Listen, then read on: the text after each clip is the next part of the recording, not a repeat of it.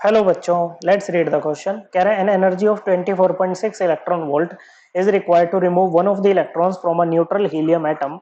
The energy in electron volt required to remove both electrons from the neutral helium atom is. Okay बच्चों, helium atom आपके पास है। Helium की जो electronic configuration होती है 1s2 होती है।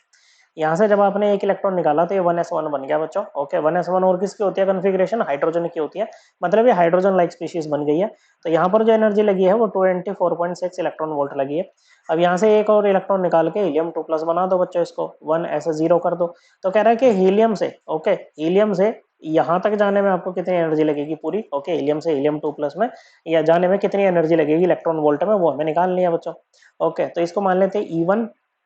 ओके बच्चों, इसको मान लेंगे E2। तो हमें E2 निकालनी है बच्चों और E1 प्लस E2 कर देंगे बच्चों। Now for hydrogen and hydrogen like species, energy of electron in nth orbit किसके इक्वल होती है बच्चों? ये इक्वल होती है आपकी 21.8, क्योंकि रिक्वायर्ड है बच्चों, देनी पड़ेगी हमें, इलेक्ट्रॉन निकालना है बच्चों। ओके, तो जितनी उसकी इलेक्ट्रॉन की एनर्जी होगी ना उतनी हमें देनी पड़ेगी। तो यहाँ पर माइनस का साइन नहीं लगाएंगे बच्चों, प्लस में ही चलेंगे इसको। Okay, 21.8 into 10⁻⁻19 by n square into z square. Okay बच्चों, जूल पर एटम। ओके, एक एटम के लिए ही बात हो रही है बच्चों। Okay, joule per atom. Okay, या फिर अगर इसको इलेक्ट्रॉन वोल्ट में लिखें तो बच्चों इलेक्ट्रॉन वोल्ट में ये बन जाता है आपका 13.6 z square by n square joule per atom. Z क्या होता है बच्चों? जेड आपका एटॉमिक नंबर होता है। क्या होता है बच्चों? एटॉमिक नंबर होता है बच्चों। तो हीलियम का एटॉमिक नंबर कितना होता है बच्चों? हीलियम का जो एटॉमिक नंबर होगा वही हीलियम प्लस का भी होगा बच्चों। ओके, क्योंकि एटॉमिक नंबर क्या होता है? नंबर ऑफ प्रोटॉन्स के इक्वल होता है बच्चों। तो atomic number, okay, Z of helium plus कितना आ जाएगा बच्चों? ये आ जाएगा आपका 2। कितना आएगा बच्चों? ये आ जाएगा आपका 2। ओके, अब एन की वैल्यू क्या होगी बच्चों? यहाँ पर ये principal quantum number, orbit number क्या है बच्चों? 1 है। ओके बच्चों, तो एन की वैल्यू क्या हो जाएगी? यहाँ पर 1 हो जाएगी।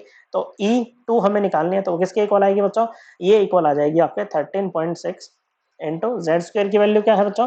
जेड स्क्वायर है आपका 4, क्योंकि जेड की वैल्यू है 2, तो जेड स्क्वायर 4 हो जाएगा। ये 1 का स्क्वायर इलेक्ट्रॉन वोल्ट पर एटम। एक एटम के लिए तो सिंपली आप इलेक्ट्रॉन वोल्ट भी लिख सकते हैं बच्चों। ओके बच्चों, कोई दिक्कत ही नहीं है। तो ये कितना आ जाएगा? ये आ जाएगा बच्चों आपका 54.4 इलेक्ट्रॉन वोल्ट। ओके बच्चों, क्योंकि यहाँ पर इलेक्ट्रॉन वोल्ट में तो हमने यहाँ पर इसको इलेक्ट्रॉन वोल्ट ही लिख लिया है बच्चों।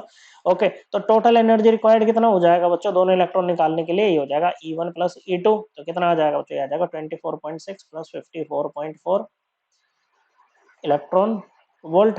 कैलकुलेट करेंगे तो कितना आ रहा है बच्चों? ये आ रहा है आपका 79 electron volt. Correct answer is option 1। I hope आपको एकदम क्लियर हो गया होगा। थैंक यू बच्चों।